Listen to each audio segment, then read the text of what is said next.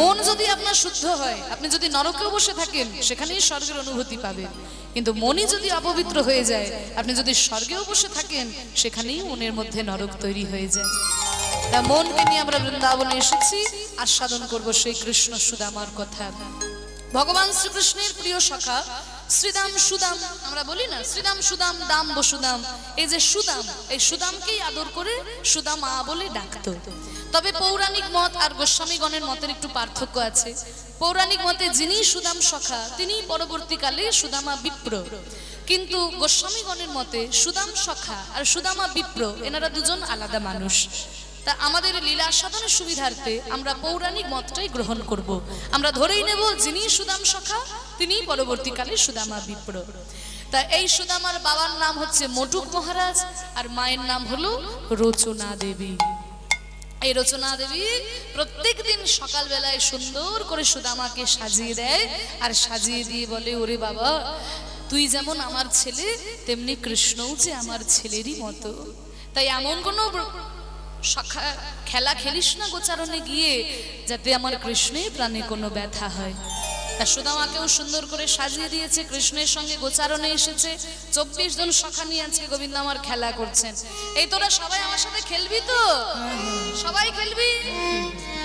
আজ আমরা রাম কানাই সনে খেলবো রে, আমরা রাম কানাই সনে খেলবো রে, আমরা রাম কানাই সনে খেলবো রে, খেলা খেলবো রে, খেলা খেলবো রে, খেলা খেলবো রে, খেলা খেলবো রে, খেলা খেলবো রে, খেলা খেলবো রে, খেলা খেলবো রে, খেলা খেলবো রে, আমরা দূর বনে যাব না খেলবো রে, আমরা দূর বনে যাব, আমাদের মা মানা করেছে হরি দূর বনে যাব না,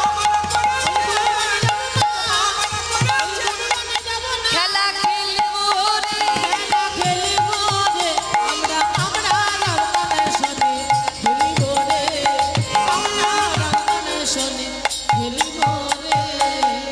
এই কানাই খেলা তো হবে, কিন্তু কি খেলা হবে? অনেকক্ষণ ধরে তো ধেনুবৎস এদিক ওদিক চলে গেছে, কিন্তু খেলা কি খেলা হবে?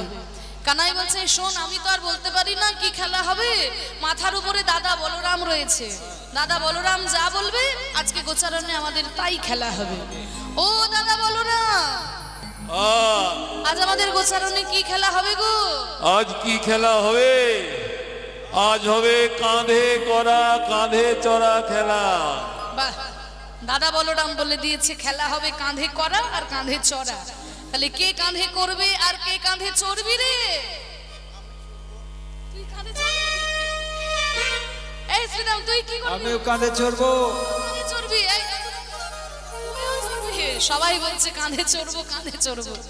এবার দেখুন কাঁধে চড়ার দলে যদি কেউ নাম লেখাতে পারে, কেউ কি আর কাঁধে করার দলে নাম লেখাবে? কেন শুধু শুধু কষ্ট করতে যাবে? এই শোন, তোরা সবাই যদি বলিস কাঁধে চড়বো তাহলে কাঁধে করবেটা কি? ওইভাবে বললে হবে না, সাতুরি পাততে হবে। হরি বল। 24 24 জন সখা বৃন্দাবনে, কৃষ্ণের সখা হচ্ছে 24 জন। তাদের মধ্যে 12 জন প্রধান আর 12 জন উপপ্রধান। দেখা যাক কজনের নাম করা যায়। গোবিন্দের প্রধান যে সখা তাদের মধ্যে কারা আছে? শ্রীদাম সুদাম দাম বসুদাম, সুবল মহাবল সুবাহু বহুবাহু, স্তককৃষ্ণ অর্জুন লবঙ্গ আর মধুমঙ্গল। 12টা হয়েছে? ও মায়েরা গুনেছো? হ্যাঁ বলে, মা গো শুনতে বলছো, বসে বসে শুনছি, গুনতে বললে তবে তো গুনবো। তাই এবার বলছি ভালো করে গুনো। দেখো কটা হলো? 12টা হলো না, কটা হলো? শ্রীদাম সুদাম দাম বসুদাম সুবল মহাবল সুবাহু বহুবাহু, স্তককৃষ্ণ অর্জুন লবঙ্গ মধুমঙ্গল। হয়েছে 12টা? দেবের লবঙ্গ মানে খাবার লবঙ্গ নয়, ওটা কৃষ্ণের 12 জন সখার মধ্যে একজনের নাম লবঙ্গ। তা 12 জন প্রধান সখা, 12 জন উপপ্রধান। তাদের মধ্যে কারা আছে? হলায়ুধ, বরুথপ, গন্ধর্ব, কিঙ্কিনী, অংশুমান, ভদ্রসেন, বিলাসী, বসন্ত, উজ্জ্বল, কলবিঙ্ক, কোকিল, পুণ্ডরী। 12 আর 12 যোগ করলে এই 24 জন সখা নিয়ে গোবিন্দ আমার খেলা করছেন। আর তত্ত্বের দিকে বলছে আমরাও যখন এই সংসারী গোষ্ঠী খেলতে আসি আমরাও কিন্তু 24টি তত্ত্ব নিয়ে খেলি। এই দেহের মধ্যে 24টি তত্ত্ব আছে। একটু ছোট করে বলে দিই, শুনে রাখুন, এগুলো সবার কাছে শুনতে পাবেন না। আমরা তত্ত্ব বলতে শুধু হালকা কথাগুলোই বুঝি, একটু ভিতরের কথাগুলোও জেনে রাখুন। এই যে সংসারে আমরাও কিন্তু খেলতে এসেছি, এই দেহের মধ্যে 24টি তত্ত্ব রয়েছে। কি কি 24টি তত্ত্ব? ভূমিরাপনলে বায়ু খং বুদ্ধি মে বচ অহংকারতি অং মে ভিন্ন প্রকৃতি গোষ্ঠতা। ভূমি মানে মাটি, দেহের মধ্যে যে মাটি অংশ রয়েছে। আপ মানে জল, অনল মানে আগুন বা তেজ, হ্যাঁ, খং মানে শূন্যস্থল, বায়ু মানে বাতাস, মন, বুদ্ধি, 5 আর 2 7, অহংকার। তাহলে তো 8 হলো, 24 তো হলো না। তাহলে কি 3 দিয়ে গুণ করতে হবে নাকি? 3 আর 24 বলে না। এই যে অহংকার, এই অহংকার কথাটার মধ্যেই কিন্তু 17টা তত্ত্ব লুকিয়ে আছে। আমরা অহংকার বলতে শুধুই গর্ব বুঝি, কিন্তু অহংকার মানে শুধুই গর্ব নয়। 17টা জিনিস এক জায়গায় হলে তবেই অহংকারের সৃষ্টি হয়। পঞ্চ জ্ঞানেন্দ্রিয়, পঞ্চ কর্মেন্দ্রিয়, পঞ্চ তন্মাত্র। পঞ্চ জ্ঞানেন্দ্রিয় কি কি? চক্ষু, কর্ণ, নাসিকা, জিহ্বা, ত্বক। পঞ্চ কর্মেন্দ্রিয় কি কি? মুখ, পানি, পাদ, পায়ু, উপস্থ। পঞ্চ তন্মাত্র কি কি? রূপ, রস, গন্ধ, শব্দ, স্পর্শ। এরপর রয়েছে অবিদ্যা আর সূক্ষ্ম দেহ। এই 17টা নিয়ে অহংকার। দেখুন, পঞ্চ জ্ঞানেন্দ্রিয় যদি নিজের নিজের কাজ করে যায় অহংকার হতেই পারে, কিন্তু যদি কেউ চোখে দেখতে না পায়, কানে শুনতে না পায়, দুটো হাত না থাকে, দুটো পা না থাকে, অহংকার হবে কি? হবে না। তাহলে 17টা নিয়ে অহংকার। আগে ছিল 7, 7 আর 17 যোগ করলে কত হয়? 24। তাই দেহের মধ্যেও কিন্তু 24 জন সখা নিয়ে এই সংসারী গোষ্ঠী আমরা খেলতে এসেছি। তা গোবিন্দ আমার, তিনি তো লীলা করার জন্য, শিক্ষা দেওয়ার জন্যই নেমে এসেছেন অবতার হয়ে। তাই 24 জন সখাকে নিয়ে খেলা করছেন। এই আমরা 24 জন সখা আছি, তো তাহলে সাতুরি পাততে হবে। আর কৃষ্ণ বলরাম মানে মোট 26 জন। এই শ্রীরাম, যা ওই বনে থেকে 26টা বড় বড় পাতা নিয়ে আয় তো। এনেছিস? একটা পাতাকে ছিদ্র কর, এবার ওই ছেঁড়া পাতাকে ভালো পাতার মধ্যে মিশিয়ে দে। এবার এই পাতাগুলো আমাকে দে। এত বড় বড় পাতা। এবারে আমি একটা একটা করে পাতা সবাইকে দেব। যার কপালে ছেঁড়া পাতা পড়বে সে হবে চোর, আর আমাদের সবাইকে কাঁধে করে নিয়ে যমুনার তীর পর্যন্ত যাবে। ঠিক আছে? এই তোরা কিন্তু কেউ পাতা বাছাবাছি করবি না। এই রে শ্রীরাম,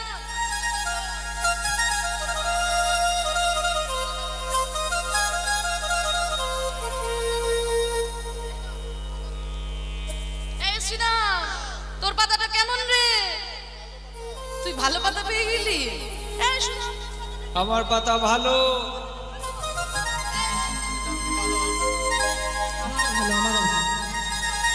সবার পাতা ভালো। তোরা সবাই ভালো পাতা পেলি? তা সবাই যদি ভালো পাতা পেলি, তাহলে ছেঁড়া পাতাটা কে পেল রে? এ কানাই, হ্যাঁ, তোর পাতাটা দেখি। কৃষ্ণ সবার পাতার খোঁজ নিয়ে বেড়াচ্ছে, নিজের পাতার খোঁজ নাই। তা দেখবেন, যে সবার ভালো করে তার কিন্তু নিজের ভালো হয় না। যে সবার ভালো করে তার নিজের ভালো হয় না। তাই তাই তোরা আমার পাতা দেখবি? আরে আমি কি আর ছেঁড়া পাতা পেতে পারি? আমিও ভালো পাতা পেয়েছি। এই দেখ, এই কি আমার কপালে ছেঁড়া পাতা পড়েছে। আমার কপালে চোর, কানাই চোর। চুপ কর, চোর বলবি না, চোর বলবি না বলে দিলাম। চোরকে চোর বলেছি তো গায়ে ফোঁসকা পড়ে গেছে। চোরের মায়ে আবার বড় গলা। মানে চোরের মায়ের বলো গলা। তুই দিন রাত বৃন্দাবনের ঘর থেকে ননি মাখন চুরি করে খাচ্ছিস, আর এখন তোকে চোর বলেছিস, তোর গায়ে ফোসকা পড়েছে? এই, আমি যখন ওই বৃন্দাবনের ঘর থেকে ননি মাখন চুরি করে খাই, ওই চুরি করা ননি মাখন কি আমি একা খাই? না, তোরা সবাই ভাগ করে খাস। তাহলে চুরি করা নবনী যে খাবে সে আমি চোর হলে তোরা সবাই চোর। বলে ঠিক আছে কানাই, অত কথায় কাজ নেই, তুই ছেঁড়া পাতা পেয়েছিস, এবার কাঁধে নে। এই সুদামা, আমার কাঁধের উপরে ওঠ। সুদামারে লইয়া কাঁধে ছুটিতে লাগিল। সুদামারে লইয়া কাঁধে ছুটিতে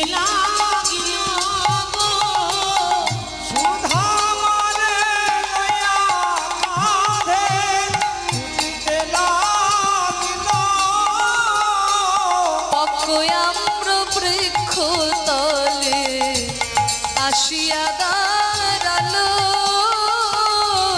পক্কয়াম্ব বৃক্ষ তলে আসিয়া দাঁড়ালো। এই কানাই এত জোরে ছুটিস না ভাই, পড়ে যাবো কানাই। দাঁড়া রে দাঁড়া রে দাদা রে দাদা রে কানাই, দাঁড়া রে দাঁড়া রে।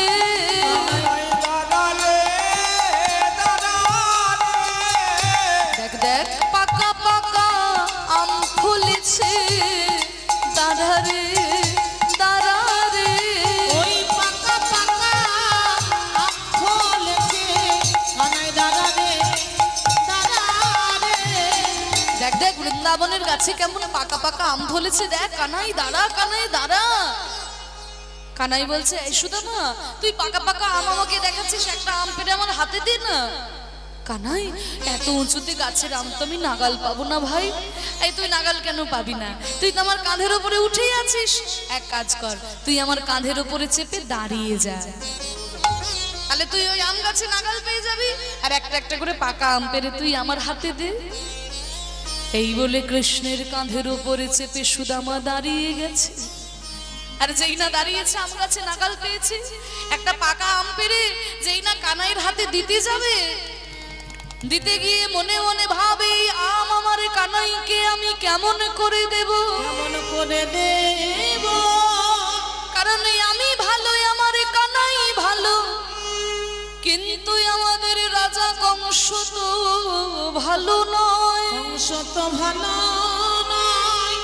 এই রাজা কংসই আমার কানাইকে মারার জন্য পুতনার বুকে বিষ মিশিয়েছিল।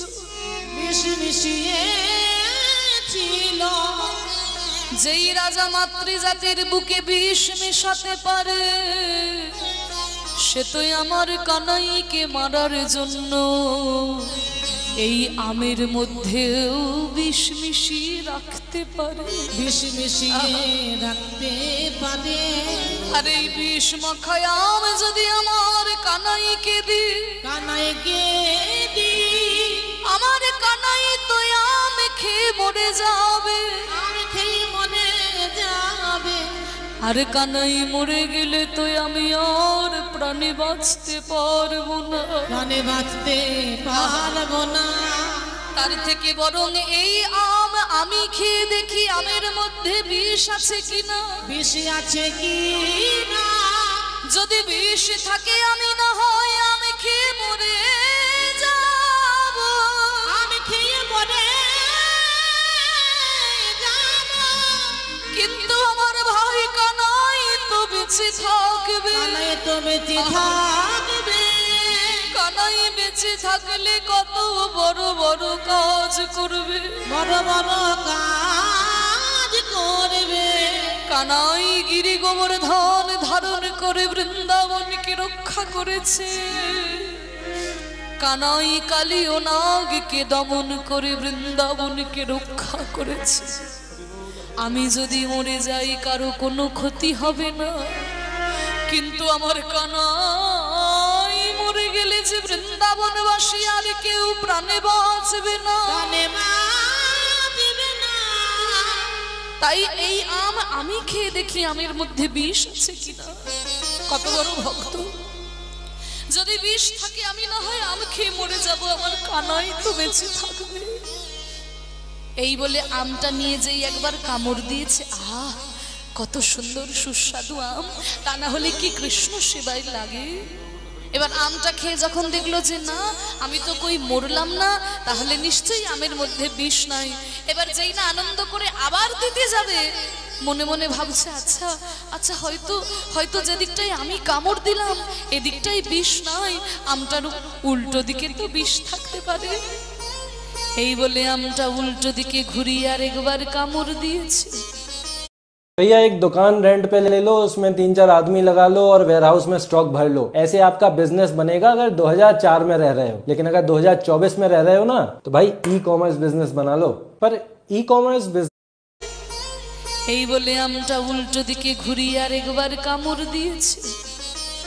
চারিদিকে জিহ্বা দিয়ে লেহন করলো, চারিদিকে জিউ হা দিয়ে লেহন করে যখন দেখলো যে না আমি তো আম খেয়ে মরলাম না, তাহলে নিশ্চয়ই আমের মধ্যে বিষ নাই।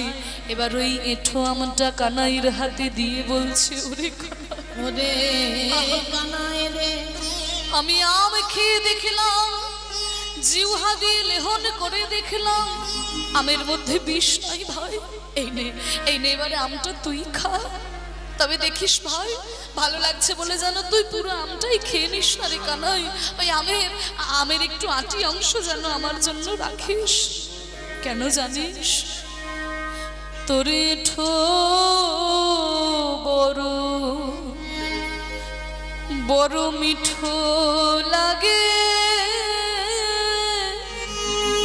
ওরে ভাই রে কানাই, কানাই তোর এঠো বড় মিঠো লাগে ভাই রে কানাই,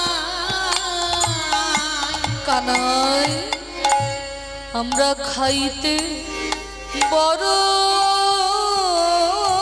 সুখ পাই, ওরে তাইতে তো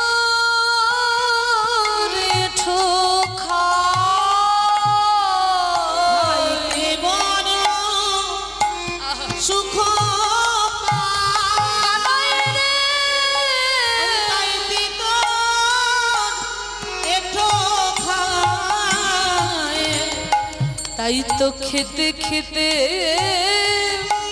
তোর মুখ হতে দিতে হলো ভাই, তোর মুখ হতে দিতে হলো ভাই। ওই এঠো বড় মিঠো লাগে ভাই রে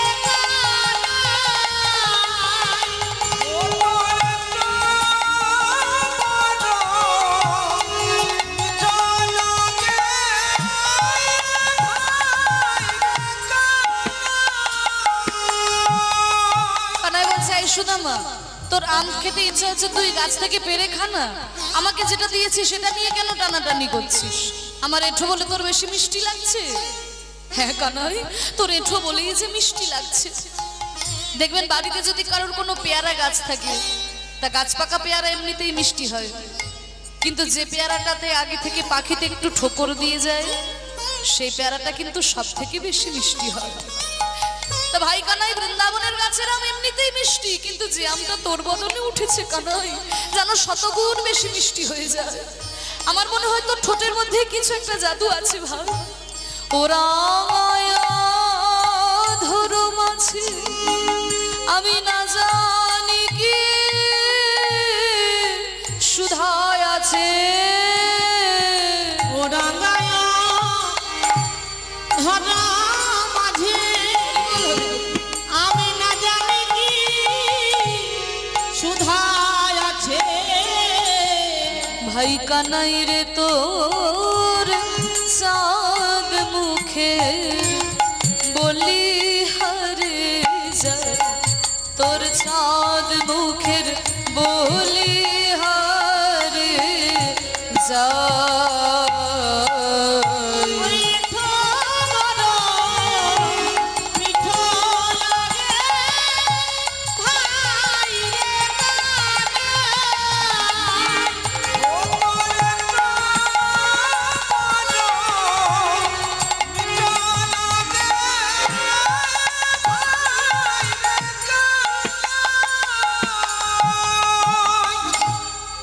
হরি বল। ভগবানকে কেমন করে ভালোবাসতে হয় দেখুন। আমরা তো ভগবানকে ভালোবাসতে পারি না, ভগবানকে ভালোবাসি হাজারটা জিনিস চেয়ে তারপরে ভগবানকে ডাকি, তাই না?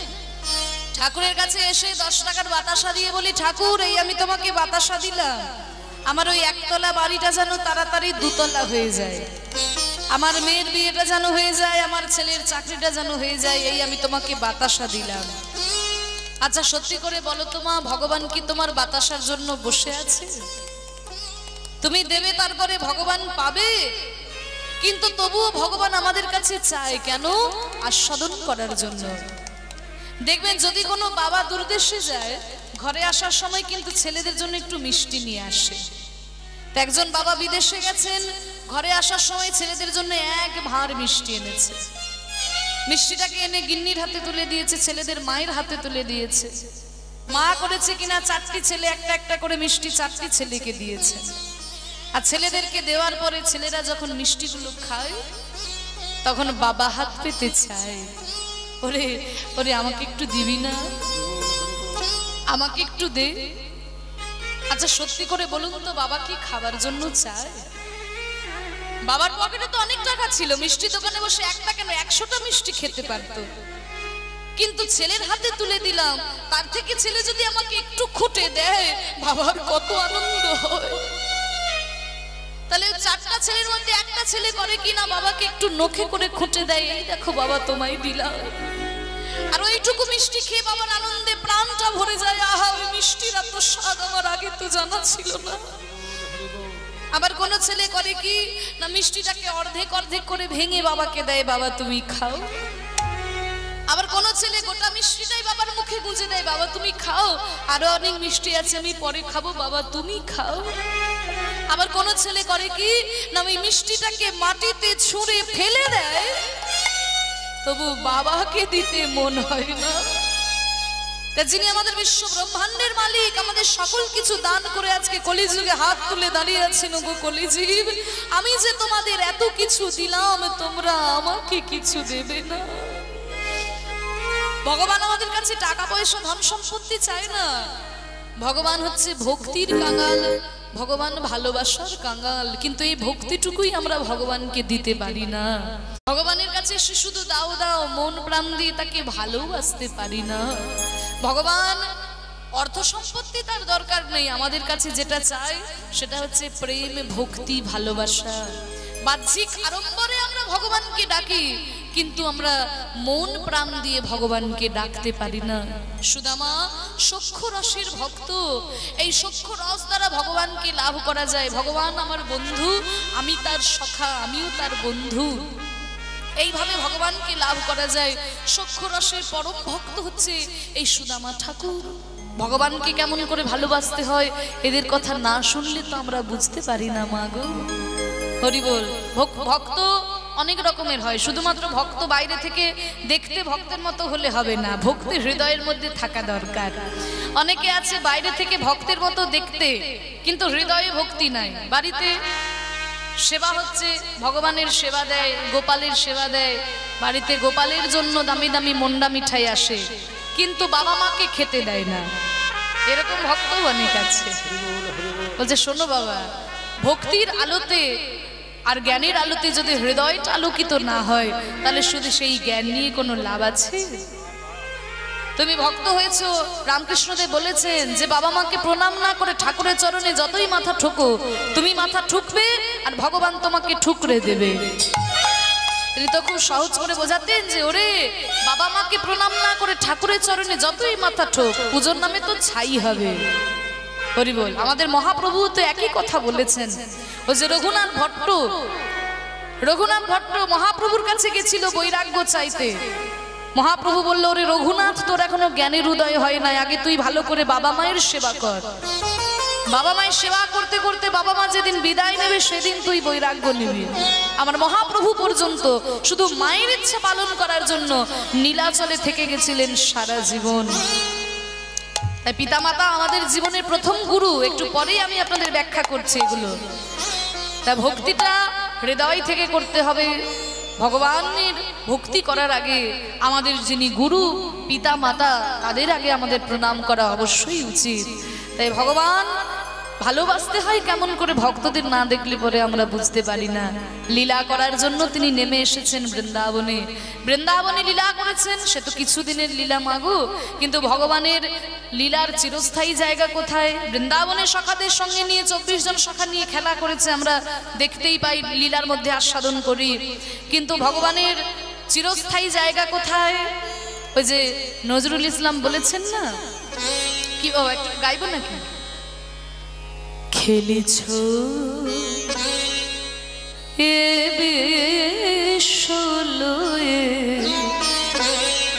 বিরাট শিশু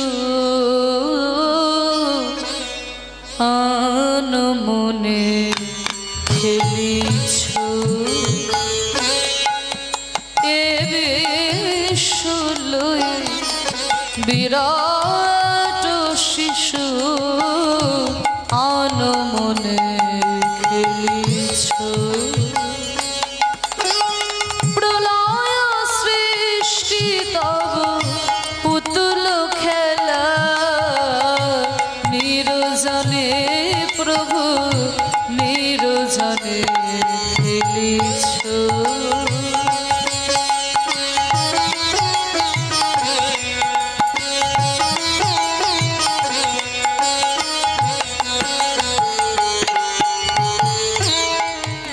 খেলিছ বিশ্বলয়ে বিশ্ব ব্রহ্মাণ্ড নিয়ে তুমি খেলা করছো।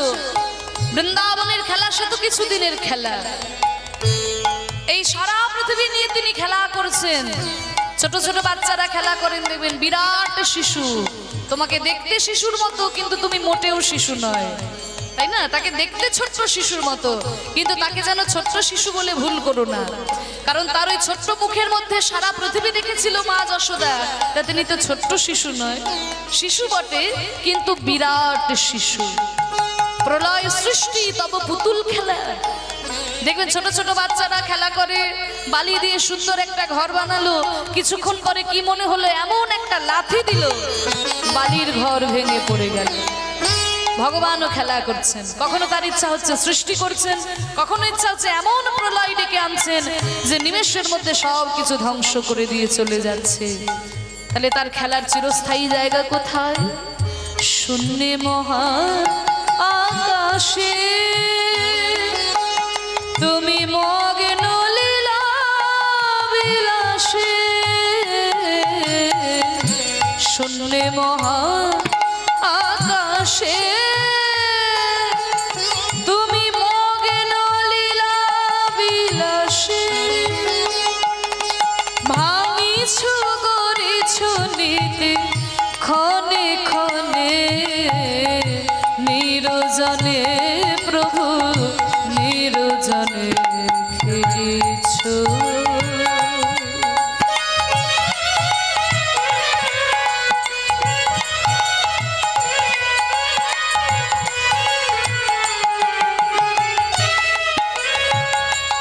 তাহলে শূন্যে মহা আকাশে বসে তিনি খেলা করছেন।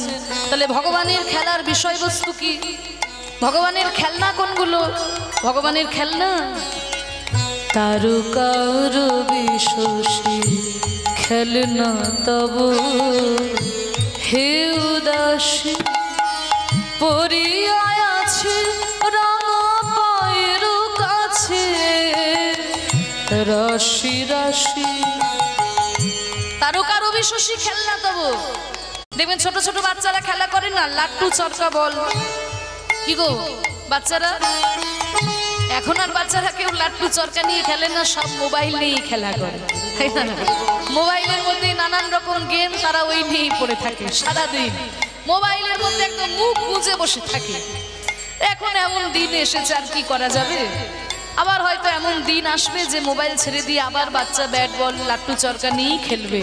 তা আমরা তো ছোটবেলায় খেলেছি, কি গো, লাট্টুকে ঘুরিয়ে দেওয়া হয়, কিছুক্ষণ পরে লাট্টু থেমে যায়। তা দেখুন ভগবানও খেলা করছেন, এই পৃথিবীরূপী লাট্টুকে এমন ঘুরিয়ে দিয়েছেন যে ঘুরেই চলেছে ঘুরেই চলেছে, আর থামার নাম নাই। তারকার বিশ্বসী খেলনা তব হে উদাসী, পরিয়ায় আছে রাঙা পায়ের কাছে রাশি রাশি। নিত্য তুমি হে উদার, সুখে দুঃখে অবিকার, নিত্য তুমি হে উদার, সুখে দুঃখে অবিকার, হাসিছ খেলেছ তুমি আপন সনে নিরজনে প্রভু নিরজনে খেলিছ।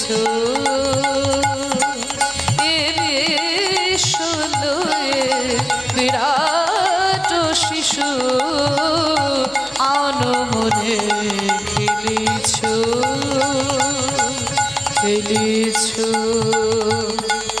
খেলিছো খেলিছো এ বিশ্ব লয়ে বিরাট শিশু আনমনে খেলিছো। নিতাই গৌর প্রেমানন্দে হরি বল হরি বল। তা বিশ্ব ব্রহ্মাণ্ড নিয়ে তিনি খেলা করছেন, তার খেলা আমরা কি করে বুঝবো? তা বৃন্দাবনে কিছুদিন খেলা করলেন সুদামার সঙ্গে। তা এই যে সুদামার সঙ্গে মাঠে মাঠে এত আনন্দ করে খেলা করা, কারণ এই সুদামা কে ছিল পূর্বজন্মে একটু জানতে হবে। পূর্বজন্মের বড় সুকৃতি না থাকলে পরে তো আর গোবিন্দ চরণ লাভ করা যায় না। তাহলে এই সুদামা পূর্বজন্মে কে ছিল আমাদের একটু জেনে নিতে হবে। হরি বল।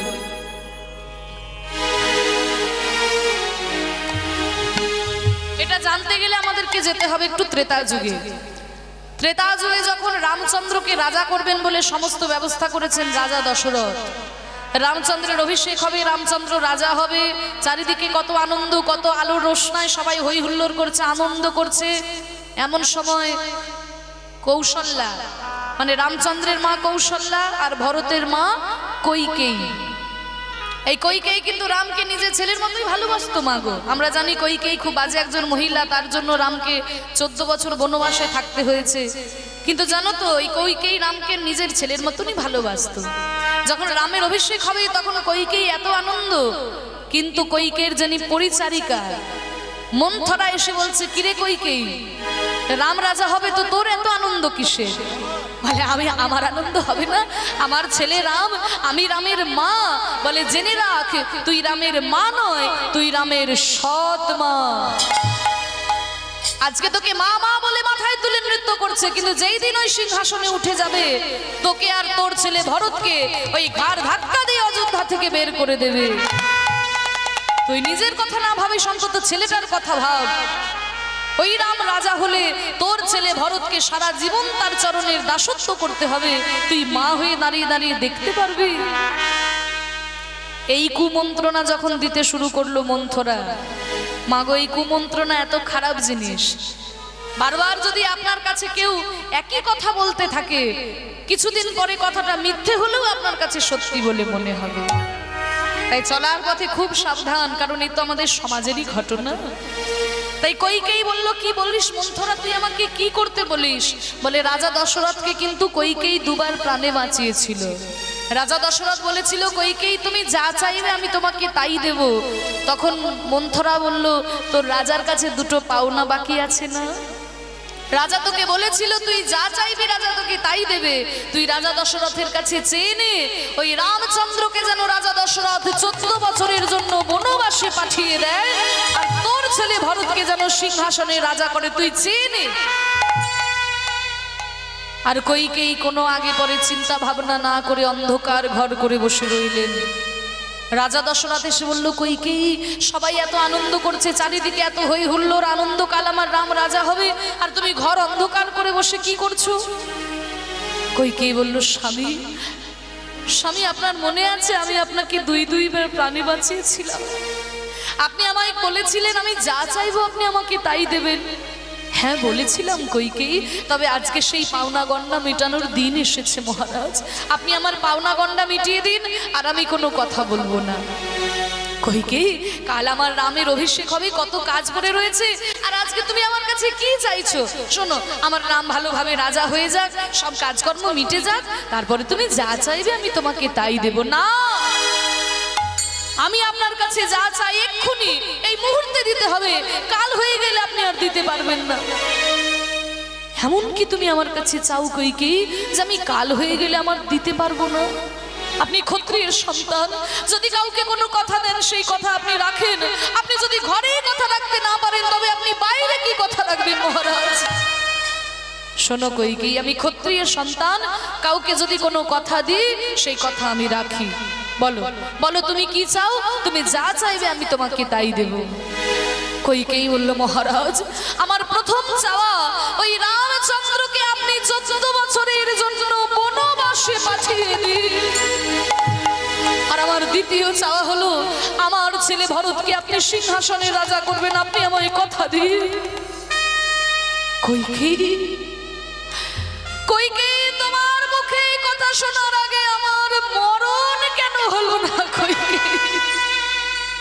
আমার ছেলেরা কালকে তার অভিষেক হবে, আর আজকে তুমি আমার কাছে চাইছো সেই ছেলেকে আমি 14 বছরের জন্য বনবাসে পাঠিয়ে দেব। তুমি কি মা নাকি পাষাণী? তবে সন্তান বড় হলে তাদের সঙ্গে আলোচনা না করে কোনো সিদ্ধান্ত নেওয়া যায় না। আমার রাম এখন বড় হয়েছে, তার সঙ্গে আলোচনা না করে আমি তার ব্যাপারে কোনো সিদ্ধান্ত নিতে পারি না। ডেকে পাঠালেন রামচন্দ্রকে, পিতার চরণে এসে প্রণাম করলেন রাম। রাজা দশরথ বলল, ওরে রাম, আমার ইচ্ছা আমি তোকে সিংহাসনের রাজা করব বাবা, আর তোর মায়ের ইচ্ছা তুই 14 বছরের জন্য বনবাসে যাবে। তুই কি পারবি বাবা? তোর পিতার সত্য রক্ষা করার জন্য তুই কি 14 বছরের জন্য বনবাসে যেতে পারবি না? চন্দ্র বললেন, বাবা বাবা এই দেহটা কার দেওয়া? দেখুন পিতামাতাকে কেমন ভাবে সম্মান করতে হয়। এই যে দেহটা আজকে আমি পেয়েছি, দেহটা তো আপনারই দেওয়া।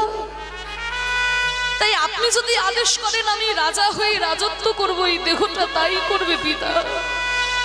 আর আপনি যদি আদেশ করেন তাহলে এই দেহটা 14 বছরের জন্য কেন, সারাটা জীবন বনে বনে ঘুরে কাটিয়ে দেব পিতা। ওরে রাম, তোর মতো ছেলে যেন ঘরে ঘরে হয় বাবা, তোর মতো ছেলে যেন ঘরে ঘরে হয়। আমি তোকে আদেশ করলাম তুই 14 বছরের জন্য বনবাসে চলে যা।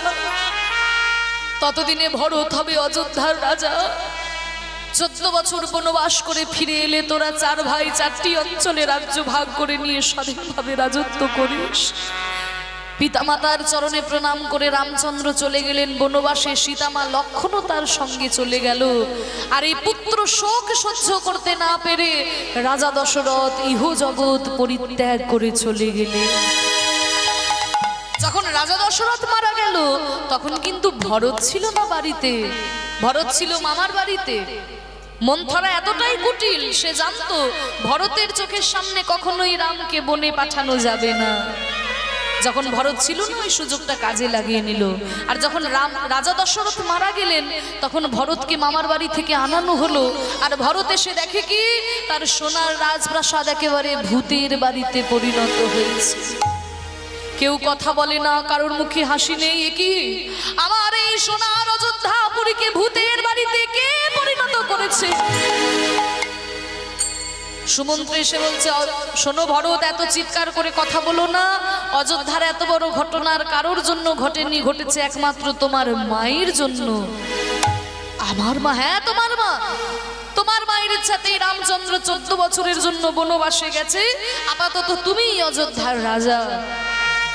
ছুটে গেল ভরত কইকেয়ীর কাছে, মা মা আমি তোমাকে অসম্মান করতে পারি না মা, কারণ তুমি আমার মা। আমি তোমাকে অসম্মান করতে পারবো না, তবে একটা কথা জেনে রেখো মাগো, ইতিহাস কোনোদিন তোমাকে ক্ষমা করবে না। আমার দেবতা সম দাদাকে তুমি বনে পাঠিয়ে দিলে মাগো। তুমি কি ভেবেছো দাদার সিংহাসন নিয়ে আমি রাজত্ব করব? তুমি ভুল ভেবেছো মা।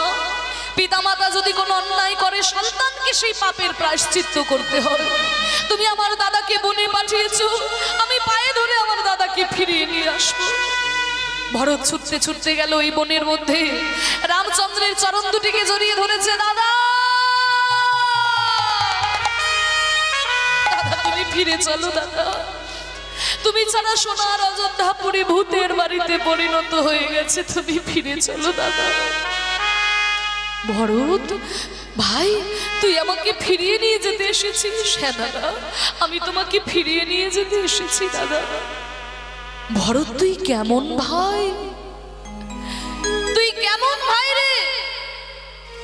দাদা যদি সম্পত্তি ছেড়ে চলে যায় আমাদেরই জগতে, কোন দাদা যদি সম্পত্তি ছেড়ে চলে যায় ভাইদের মনে বড় আনন্দ হয়। বেশ হয়েছে গেছে, এখন সমস্ত সম্পত্তির ভোগ দখল আমি একাই করব, তাই না?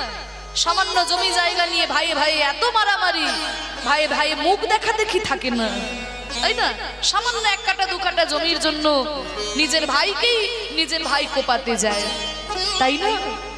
তাই রামচন্দ্র বলছে, ভরত তুই কেমন ভাই, আমি সব কিছু ছেড়ে চলে এলাম আর তুই আমাকে ফিরিয়ে নিয়ে যেতে এসেছিস ভরত, ওই রাজত্ব নিয়ে তুই রাজত্ব না করে আমাকে ফিরিয়ে নিয়ে যেতে এসেছিস। ওরে ভরত, তোর মতো ভাই যেন ঘরে ঘরে হয় রে ভরত, তোর মতো ভাই যেন ঘরে ঘরে হয়। দাদা তুমি ফিরে চলো, দাদা তুমি ছাড়া সোনার অযোধ্যাপুরী ভূতের বাড়ি হয়ে গেছে, তুমি ফিরে চলো। ভরত আমি তো ফিরে যেতে পারবো না। কেন দাদা? ওরে আমার কাছে বাবা আগে নাকি ভাই আগে? যে কারোর জীবনে আপনারাই বলুন, বাবা আগে নাকি ভাই আগে? আমরা বাবার জন্য ভাইকে পেলাম না, ভাইয়ের জন্য বাবাকে পেলাম? বাবার জন্যই তো ভাইকে পেলাম। তাহলে বাবা আমাকে আদেশ করেছে 14 বছর বনবাসে থাকতে, তুই আমাকে অনুরোধ করছিস তোর সঙ্গে ফিরে যেতে। তাহলে বল ভাই, আমার কাছে বাবার আদেশ আগে নাকি ভাইয়ের অনুরোধ আগে? বাবার আদেশ আমার কাছে সবার আগে। তাই বাবার আদেশ পালন করার জন্য আমি 14 বছর বনবাসে থাকবো, কিন্তু তোর অনুরোধ আমি ফেলে দেব না ভাই। যেদিন 14 বছর পূর্ণ হবে সেই দিনই আমি অযোধ্যায় ফিরে যাব, কিন্তু 14 বছরের একদিনও আগে নয়। দাদা দাদা তুমি কোনোভাবে না ভাই, তুই ফিরে যা। তবে দাদা আমি তোমার জন্য এই পাদুকা দুটো এনেছিলাম, তুমি কৃপা করে পাদুকা দুটোতে চরণ দাও। তোমার পাদুকা দুটো মাথায় করে নিয়ে গিয়ে আমি সিংহাসনের উপরে রাখবো, নিচে কুশীর আসন পেতে আমি রাজত্ব করব। দাদা এই সিংহাসন তোমার ছিল, তোমারই থাকবে। মাথায় করে পাদুকা দুটোকে নিয়ে গেলেন ভরত, সিংহাসনের উপর রাখলো পাদুকা, নিচে কুশীর আসন পেতে রাজত্ব করলো। পরে তো আপনারা সবাই জানেন সীতাকে হরণ করে নিয়ে চলে গেল রাবণ। তা সেই রাবণকে বধ করে সীতা মাকে উদ্ধার করে যখন 14 বছর বনবাস করে ফিরে এলেন রামচন্দ্র, কত আনন্দ, চারিদিকে আলো রোশনাই হই হুল্লো, সবাই কত আনন্দ করছে। আমাদের রামচন্দ্র ফিরে এসেছে, রাবণকে বধ করে এসেছে, সীতা মাকে উদ্ধার করে এসেছে, রাজা হবে রামচন্দ্র। সবাই মন্ত্রপুত করে জল টল দিচ্ছে, আর রামচন্দ্র আনন্দে যাকে যা পারছেন তাকে তাই দান করে দিচ্ছেন। কাউকে মণিমুক্তার হার, কাউকে হীরের আংটি, সবাইকে সবকিছু দান করতে করতে যেই না ভরতের কাছে এসে দাঁড়িয়েছে, বল ভাই তুই আমার কাছে কি চাস? তুই যা চাইবে আমি তোকে তাই দেব। সেদিন ভরত কি বলেছিল জানো মা? সেদিন ভরত বলল, দাদা গো আমি তো তোমার কাছে সোনার হার চাই না, আর হীরের আংটি চাই না, আমি তোমার কাছে কি চাই জানো? এই জন্মে আমি যেমন তোমার ভাই হয়ে জন্ম নিয়েছি, আগামী কোন জন্মে যদি কোনোদিন তোমাতে আমাতে দেখা হয়, কোন জন্মে যদি কোনোদিন তোমাতে আমাতে দেখা হয়, সেদিন যেন আর আমাকে তোমার ভাই করে জন্ম দিও না, সেদিন আমায় বন্ধু করে তুমি জন্ম দিও। বন্ধু করে জন্ম দিও। আমি আর কিছু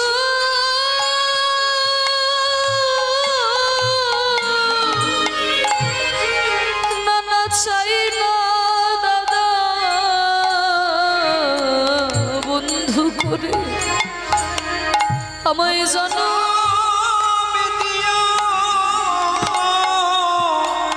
আমায় আর কিছু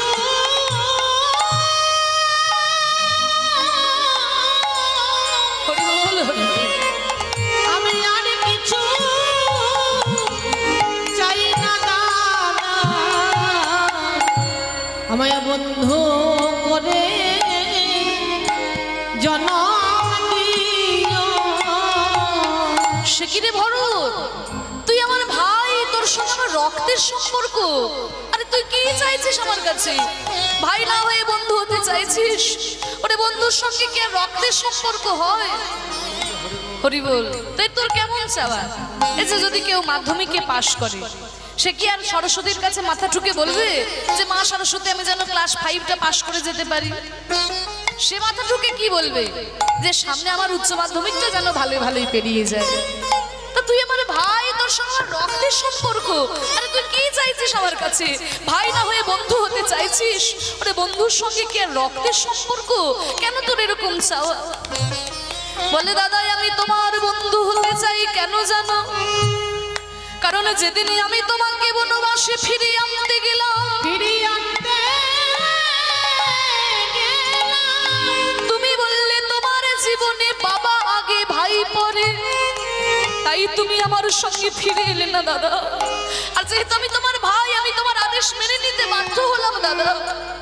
কিন্তু সেদিন যদি আমি তোমার বন্ধু হতাম, তোমার কোনো কথা শুনতাম না দাদা, তোমাকে হাতে ধরে টানতে টানতে নিয়ে এসে সিংহাসনে বসিয়ে দিতাম।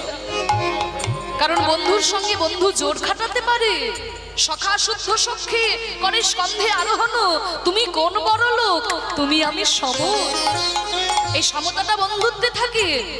বন্ধু বন্ধুর কাঁধে ওঠে, বন্ধু বন্ধুর সঙ্গে মারামারি করে, বন্ধু বন্ধুর ওপর জোর খাটাতে পারে। কিন্তু দাদা আদেশ করলে ভাই মেনে নিতে বাধ্য। বলে দাদা তাই আমি আর তোমার ভাই হতে চাই না দাদা, এবার আমি তোমার বন্ধু হতে চাই। আমি মনের মতো করে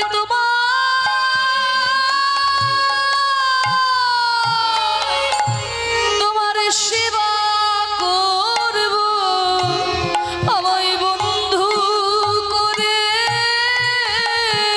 জনম দিও।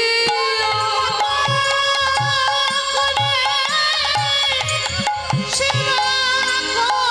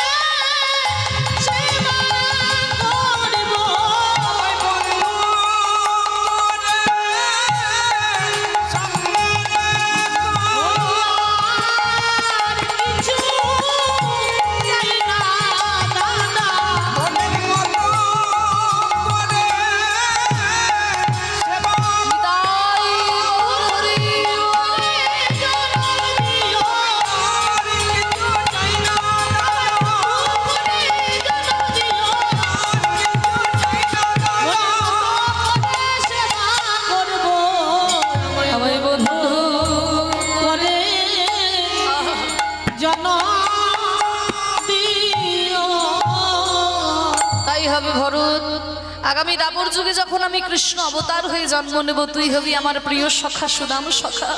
তোকে সেদিন আদর করে সুদামা বলে ডাকবো ভাই, সেদিন মনের মতো করে আমার সেবা করিস। আর তাই সেই সুদামা জন্মগ্রহণ করেছে, সেই ভরত জন্মগ্রহণ করেছে আজকে সুদামা হয়ে, তাই তো কৃষ্ণকে এত ভালোবাসে।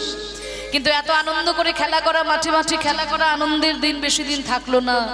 যখন অক্রুর রথে চাপিয়ে নিয়ে চলে গেল কৃষ্ণকে, মথুরায় গিয়ে কংসকে বধ করলেন কৃষ্ণ, আর ওদিকে সুদামা পাগল হয়ে যেতে শুরু করলো কৃষ্ণ বিরহে। মথুরা থেকে যদি কোনো গরু আসে, গরুটাকে গলা জড়িয়ে ধরে বলে, ওরে বলতে পারিস আমার ভাই কানাই কেমন আছে?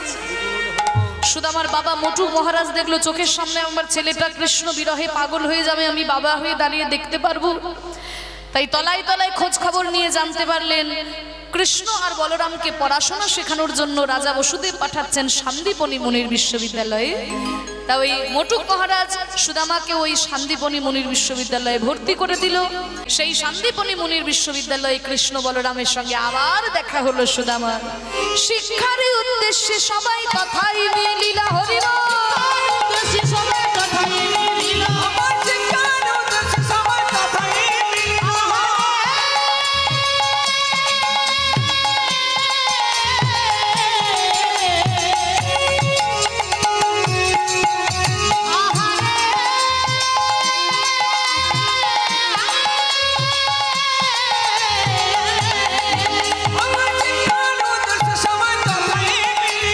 বহুদিন পরে কত আনন্দ হইল।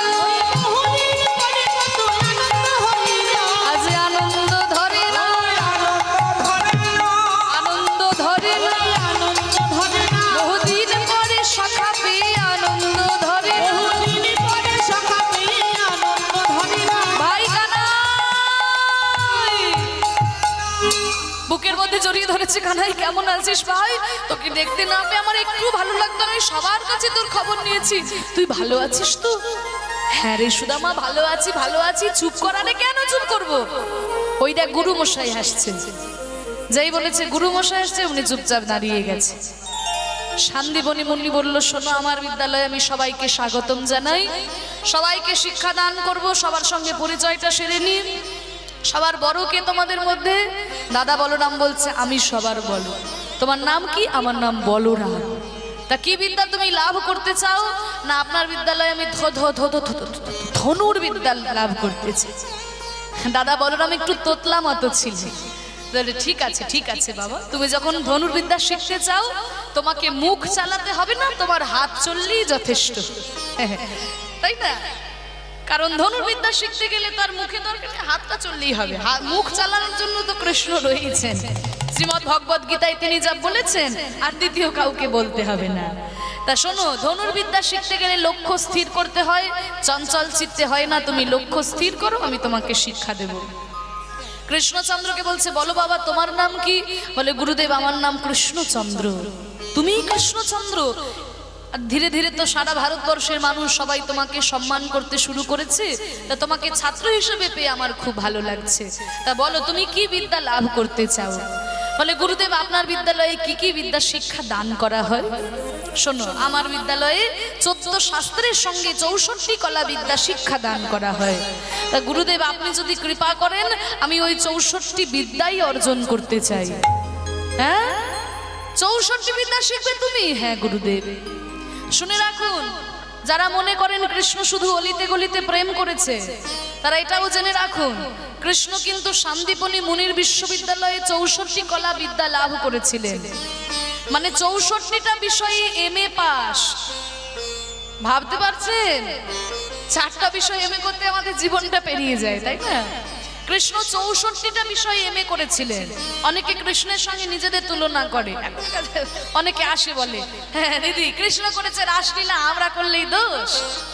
আরে বাবা, কৃষ্ণ যেমন রাসলীলা করেছিল, কৃষ্ণ কিন্তু বাহাতের কড়ি আঙুলে গিরি গোবর্ধন ধারণ করেছিল। তা তুমি রাসলীলার সময় কৃষ্ণকে মনে রাখো, তা গিরি গোবর্ধন ধরে দেখাও। তো তোমাকে গিরি গোবর্ধন ধরতে হবে না, বাহাতের কড়ি আঙুলে করে তুমি একটা ইট ধরে দেখাও। আগে একটা ইট ধরো কড়ি আঙুলে, তারপর কৃষ্ণের সঙ্গে নিজের তুলনা করবে। কৃষ্ণ যাই করেছেন সর্বশ্রেষ্ঠ। তিনি যখন পড়াশোনা করেছেন সর্বশ্রেষ্ঠ, 64 কলা বিদ্যা কেউ লাভ করতে পারে নাই। তিনি যখন সংসার করেছেন সর্বশ্রেষ্ঠ, অত বড় সংসার কেউ করতে পারেনি। তিনি যখন যুদ্ধ করেছেন সর্বশ্রেষ্ঠ, তিনি যখন রাজনীতি করেছেন সর্বশ্রেষ্ঠ, তিনি যখন প্রেম করেছেন সর্বশ্রেষ্ঠ। কারণ আমাদের প্রেম হচ্ছে কামনা বাসনার প্রেম, যতদিন কাম থাকবে ততদিন প্রেম, কাম চলে গেল তো প্রেমও চলে গেল। কিন্তু কৃষ্ণের প্রেম হচ্ছে নিষ্কাম প্রেম, অকৈতব কৃষ্ণ প্রেম, যিনি জাম্বু নদহেম হেন প্রেম নৃলোকে না হয়, যার হয় তার যোগ, না হয় বিয়োগ, বিয়োগ হইলে কভু না জিও। তিনি যেটাই করেছেন সর্বশ্রেষ্ঠ। শান্তিবনী মুনি বলছে, তুমি 64 কলা বিদ্যা লাভ করতে পারবে? বলে, হ্যাঁ গুরুদেব আপনি কৃপা করলে। তুমি যদি নিতে পারো, আমার তো দিতে কোনো কুণ্ঠা নাই, আমি নিতে পারবো গুরুদেব। ঠিক আছে, তোমার আত্মবিশ্বাস দেখে আমার ভালো লাগলো। এই দেখো এক ধারে বসে আছে চুপ করে, তোমার নাম কি গো? আমার নাম সুদামা। বাহ, তা তুমি কি বিদ্যা লাভ করতে চাও? বলে, গুরুদেব আমি বেদ বিদ্যা অধ্যয়ন করতে চাই। শোনো, বেদ হচ্ছে স্বয়ং ভগবান, মিথ্যে বললে কিন্তু আর হৃদয়ে থাকে না, তোমাকে সত্যবাদী হতে হবে। তুমি আমার পা ছুঁয়ে প্রতিজ্ঞা করে বলো, জীবনে কোনোদিন মিথ্যে কথা বলবে না। সুদামা গুরুদেবের পা ছুঁয়ে প্রতিজ্ঞা করে বলল, জীবনে কোনোদিন মিথ্যে বলবে না। শিক্ষা গ্রহণ শুরু হলো। একদিনকে বলল, শোনো তোমাদের গুরুমা সুমুখী দেবী বলছিল জ্বালানির কাঠ নাকি ফুরিয়ে গেছে, তা তোমরা যদি কেউ গিয়ে একটু জ্বালানির কাঠ নিয়ে আসতে। হ্যাঁ হ্যাঁ গুরুদেব এক্ষুনি যাচ্ছে। এই সুদামা চল আমরা গিয়ে জ্বালানির কাঠ নিয়ে আসি। সুদামাকে সঙ্গে নিয়ে জ্বালানির কাঠ সংগ্রহ করার জন্য যেই না বনের মধ্যে প্রবেশ করেছে, আর ওই কাঠ সংগ্রহ করতে করতে হঠাৎ শুরু হয়ে গেল তীব্র ঝড় বৃষ্টি। হেন কালে হইল তথা ঝড় ভয়ঙ্কর, ঝড় ভয়ঙ্কর। চারিদিকে ঘন কালো অন্ধকার কৃষ্ণ সুদামা কেউ কাউকে দেখতে পাচ্ছে না, প্রচন্ড ঘন ঘন বজ্র বিদ্যুৎ পাহাড়। কৃষ্ণ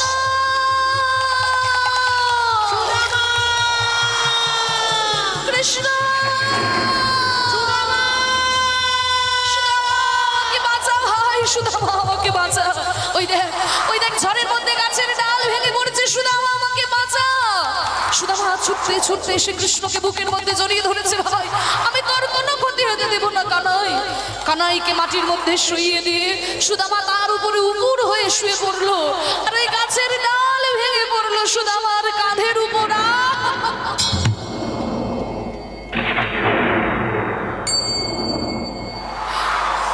আমার গায়ে ব্যথা লাগে, লাগুক কানাই, আমি তোকে বাঁচাবো কানাই, আমি তোকে বাঁচাবো। সারা রাত্রি বুকে করে আগলে রেখেছে সুদামা।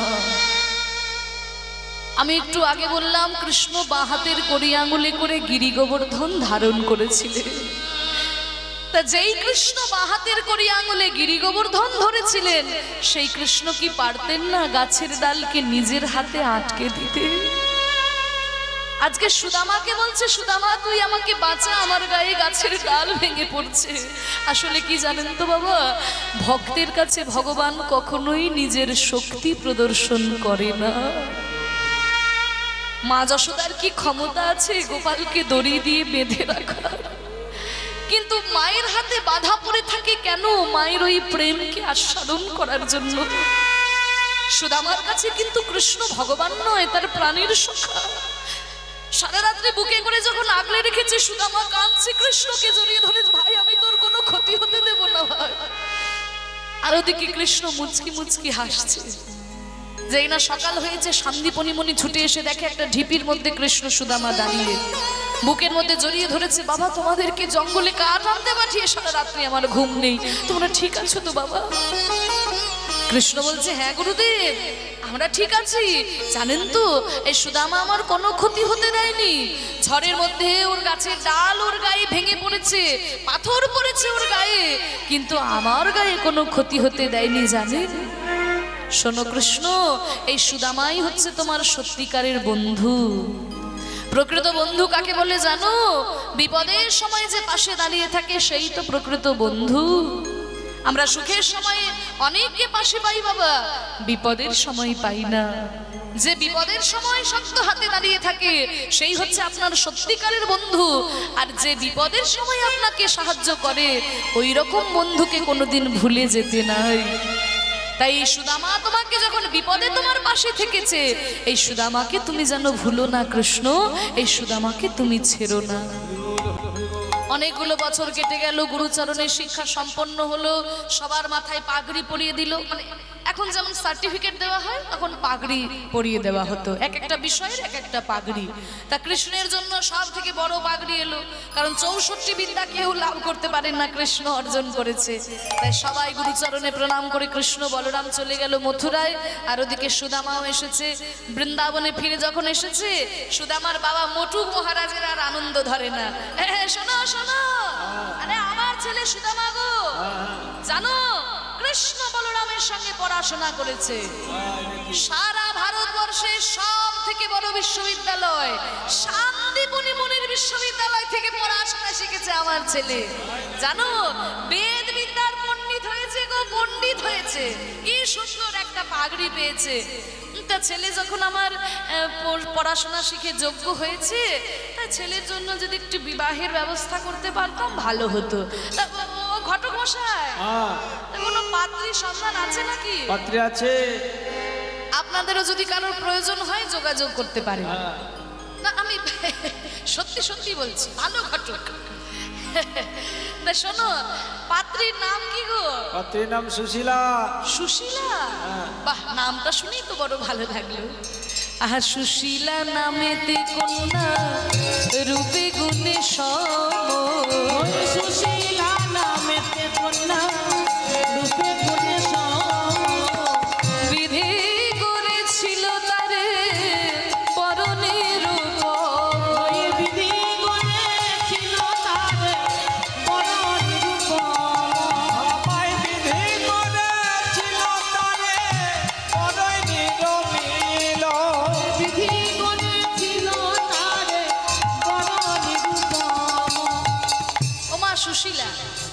সুশীলা তো তৈরি। ও সুদামা ঠাকুর, আরে আজ তোমার বিয়ে, তুমি বসে বসে কি করছো? যার বিয়ে তার হুঁশ নেই আর পাড়া প্রতিবেশীর ঘুম নেই। বরযাত্রীরা সব চলে এসেছে আর বরের আর পাত্তা নেই। এসো ওই দেখো, আরে বিয়ে বাড়িতে এসেছে, একটু উলুধ্বনি দাও। হ্যাঁ, মালা বদল হবে। প্রথমে শুভ দৃষ্টি, শুভ দৃষ্টি।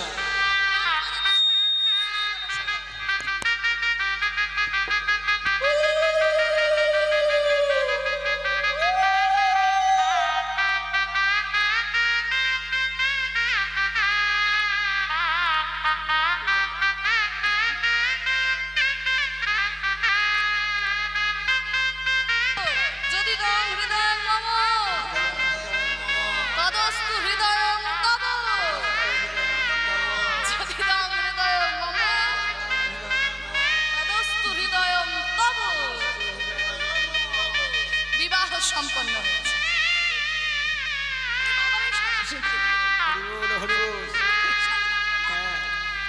সঙ্গে সঙ্গে প্রণাম করেছে সংস্কারী বউ। শুভ দিনে শুভক্ষণে বিবাহ হইল, হরিব।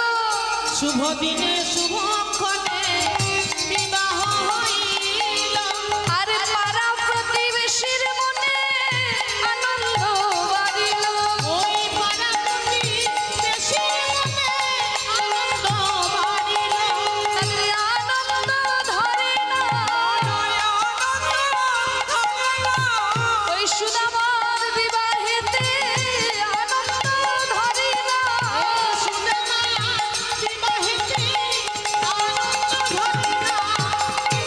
ধুমধাম করে সুদামার সঙ্গে সুশীলার শুভ বিবাহ সম্পন্ন হলো, একেবারে রাজ্যটক হয়ে গেল।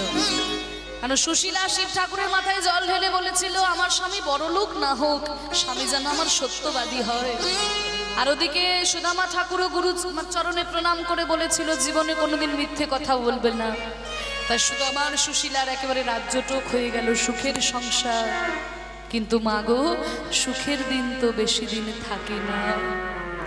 সুখমাপতিত সেব্যাং দুঃখমাপতিতং তথা চক্রবাত পরিবর্তন্তে সুখানি চ দুঃখানি চ।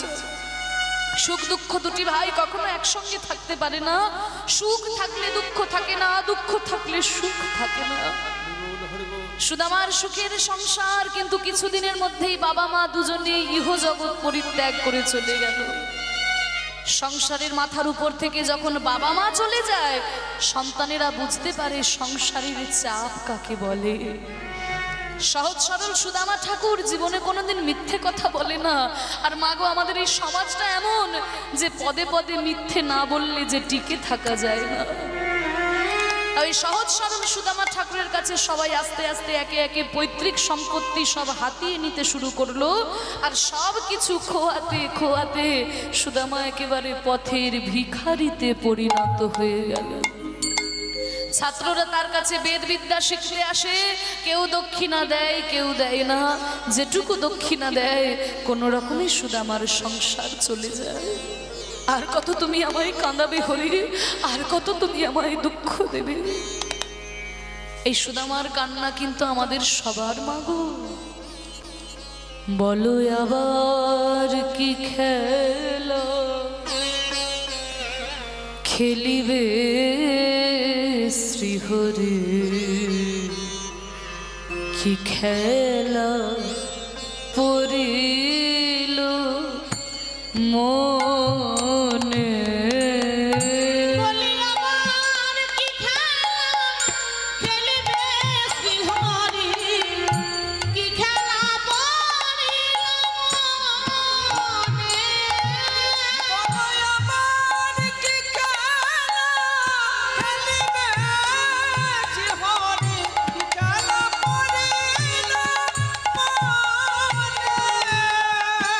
লীলাময় তুমি ওগো শ্রীহরি,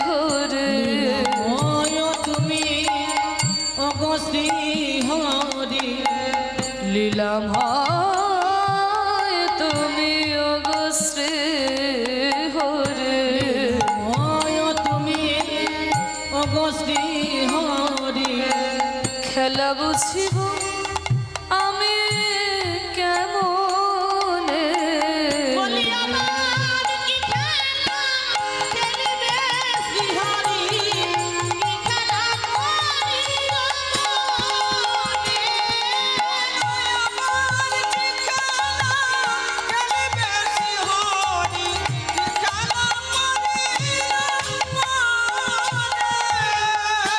সুতা ধরে তুমি নাচাও পুতুল, তা ধরে তুমি নাচাও পুতুল, তাই কেউ হাসে কেউ কাঁদিয়া ব্যাকুল, নদীর কুল ভাঙিয়া করো ওই কুল,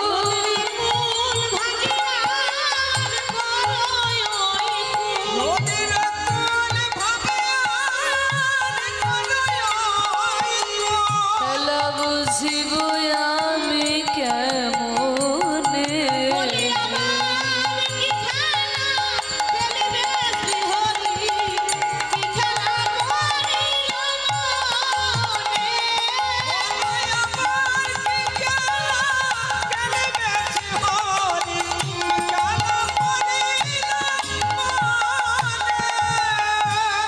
সুশীলা এসে বলছে স্বামী সংসারের অর্থ কষ্ট আপনাকে ব্যথা দিচ্ছে। না না সুশীলা, সামান্য অর্থের জন্য আমি কষ্ট পাইনি, আজ আমার বাবা মায়ের কথা বড় মনে হচ্ছে। সুশীলা মনে মনে চিন্তা করলো আমার স্বামী কষ্ট পাচ্ছে, যদি কোনোভাবে একটু আনন্দ দিতে পারতাম স্বামীকে। তখন সুশীলা বলল স্বামী আমি শুনলাম নাকি আপনার বন্ধু কৃষ্ণ সম্প্রতি দ্বারকায় রাজত্ব স্থাপন করেছেন। সম্প্রতি দ্বারকা কুলে বৈশে যদুপতি, সম্পত্তি দ্বারকাপুরে বৈশে যদুপতি, আর কাঙালের ঠাকুর সে অগতির গতি, ওই কাঙালের ঠাকুর সেই অগতির গতি, যদি কেহ মনে প্রাণে ডাকে একবার, যদি কেহ মনে কানে ডাকি একবার, আর তৎক্ষণাৎ দূর করে দারিদ্র তাহার, ওই তৎক্ষণাৎ দূর করে দারিদ্র তাহার, যদি কেউ মনে প্রাণে তাকে ডাকতে পারে তার দুঃখ দুর্দশা দূর হয়ে যায়। সুশীলা তুমি কি আমাকে কৃষ্ণের কাছে চাইতে বলছো? না না স্বামী আপনি ভুল ভাবছেন, আমি চাইতে কেন বলবো, শুনেছি আপনার বন্ধু দ্বারকায় আছে, আপনার সঙ্গে তো অনেক দিন দেখা হয়নি, তা আপনি একবার যান দেখা করে আসুন, আপনাকে দেখলেই আপনার বন্ধুকে দেখলেই আপনার মনের ব্যথা দূরে যাবে। এই কথা তুমি ঠিক বলেছো সুশীলা, সেই কোন গুরুগৃহে আমাদের দেখা হয়েছে, তারপরে তো আর দেখা হয়নি। কিন্তু সুশীলা তুমি যে আমাকে কৃষ্ণের কাছে যেতে বলছো, কৃষ্ণকে দেওয়ার মতো যে আমার কাছে কিছু নাই। কি বাবা, বন্ধুর বাড়ি যদি বন্ধু প্রতিদিন যায় সঙ্গে করে কিছু না নিয়ে গেলেও চলে, কিন্তু বহু বছর পরে যদি বন্ধুর বাড়ি বন্ধু যায় তবে কি আর খালি হাতে যেতে পারে? যদি কিছু উপহার আমাকে এনে দিতে পারো সেই উপহার নিয়ে আমি যাব। উপহার উপহার, তখন সুশীলা মনে মনে ভাবছে সামান্য উপহারের জন্য আমার স্বামী যেতে পারবে না, তা আমি বরং যাই একটু বৃন্দাবনের দ্বারে দ্বারে কিছু ভিক্ষা করে দেখি, আমার ঘরে তো উপহার দেওয়ার মতো কিছু নাই, যদি কেউ কিছু ভিক্ষা দেয় সেই ভিক্ষাই না হয় আমার স্বামীর হাতে তুলে দেব। এই বলে সুশীলা যেই না ভিক্ষার আঁচল পেতে বৃন্দাবনের দ্বারে দ্বারে গেছে, আর সুশীলাকে দেখে নানানজন নানান কথা বলছে, ওই দেখো আরে দেখো দেখো, আরে ওই সুদামা ঠাকুরের বউটা না, হ্যাঁ ওই তো সুদামার বউ, আরে সত্যবাদী যুধিষ্ঠির গো সুদামা, হ্যাঁ আমরা তো সব মিথ্যেবাদী, তাই আমাদের সঙ্গে কথা বলে না, তা আমাদের কাছে বউটাকে ভিক্ষা করতে পাঠিয়েছে দেখো, তা আমাদের দেওয়া ভিক্ষার অন্ন পেটে সইবে তো, সইবে তো সুদামার বউ, আরে তোমাকে বলছি। হরি বল। ওমা সমাজের সব মানুষ তার একরকম হয় না। সুশীলা দেবী বলছে তোমরা কি ভাবলে তোমাদের দেওয়া ভিক্ষার অন্নে আমার সংসার চলবে? আমার স্বামী বেদবিদ্যার পণ্ডিত গো, ছাত্ররা তার কাছে পড়াশোনা শিখতে আসে, তারা যেটুকু দক্ষিণা দেয় আমার সংসার ঠিক চলে যায়, কিন্তু তোমরা তো আর কেউ কৃষ্ণের কাছে যেতে পারবে না, আমার স্বামীর বন্ধু হচ্ছে কৃষ্ণ, তা তোমরা যে যা ভিক্ষা দেবে আমার স্বামী উপহার স্বরূপ তার চরণে দান করবে। হরি বল। বলে ঠিক আছে তাহলে চারটি পাড়া ছিল মা গো, পূর্ব পশ্চিম উত্তর দক্ষিণ। চারটি পাড়া থেকে একজন করে ভিক্ষা দিল। আর খুব সৌভাগ্যের বিষয়, ওই চারজনই এক মুঠো করে চিড়ে ভিক্ষা দিয়েছে। এখানে তত্ত্ব আছে, হরি বল। এই যে একটা পাড়া থেকে বাবা আমার ভিক্ষায়,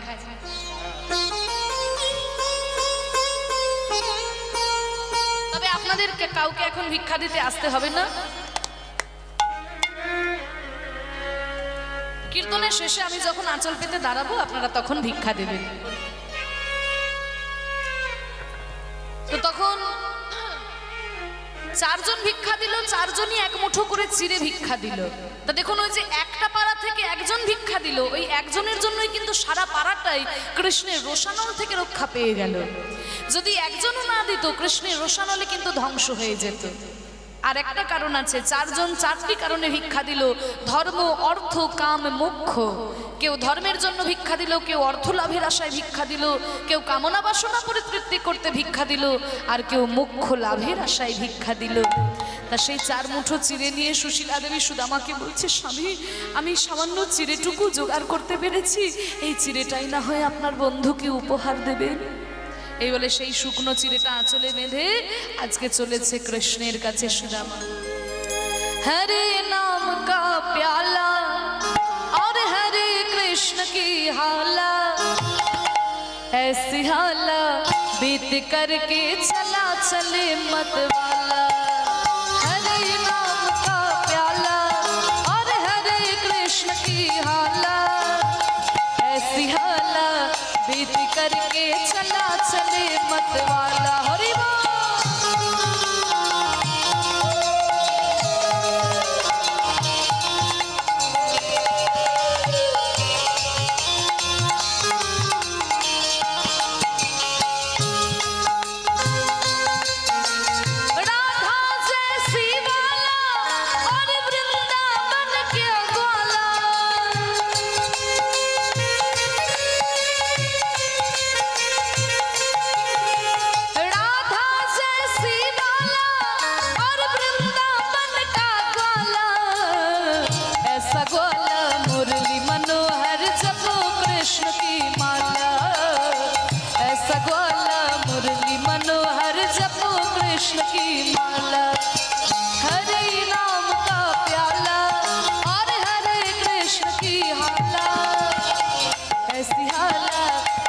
करके चला चले मत वाला।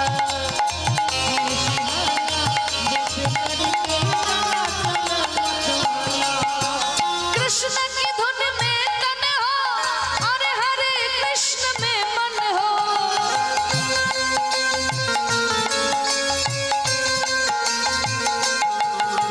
कृष्ण की धुन में तन हो और हरे कृष्ण में मन हो। ऐसा वाला मुरली मनोहर जपो कृष्ण की माला। ऐसा वाला मुरली मनोहर जपो कृष्ण की माला। हरि नाम का प्याला और हरे कृष्ण की हाला। ऐसी हाला बीत करके चला चले मत वाला। हरि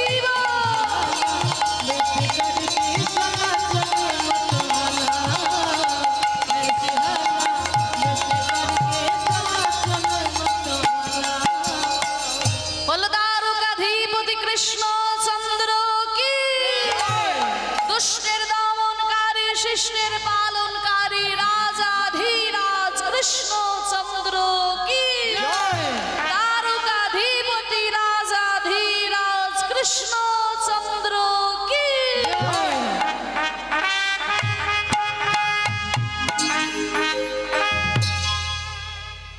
দ্বারকার রাজপ্রাসাদের সামনে এসে যেই না দাঁড়িয়েছে, রাজপ্রাসাদের দিকে হাঁ করে তাকিয়ে আছে সুদামা। এত বড় রাজপ্রাসাদ, এবার হাঁ করে তাকাতে তাকাতে যেই না প্রবেশ করতে গেছে রাজপ্রাসাদের ভিতরে, অমনি দারোয়ান ধরেছে, কাহা যা রে হো, কোত্থেকে এসেছে? ভিখারি। কোথায় যাচ্ছ? না আমি ভিখারি নই গো, আমি তোমার রাজার বন্ধু। কি তোমার কি মাথাটা একেবারে খারাপ হয়ে গেছে নাকি? ভিক্ষা নিতে এসেছো, ভিক্ষা নাও নি, তাড়াতাড়ি এখান থেকে যাও।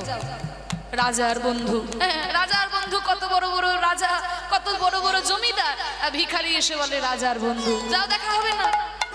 না না, তোমাদের রাজাকে গিয়ে বলো না তার বন্ধু সুদামা এসেছে, সে যদি চিনতে না পারে আমি এক্ষুনি চলে যাব। কি তোমার বন্ধু আমাদের রাজা? হ্যাঁ।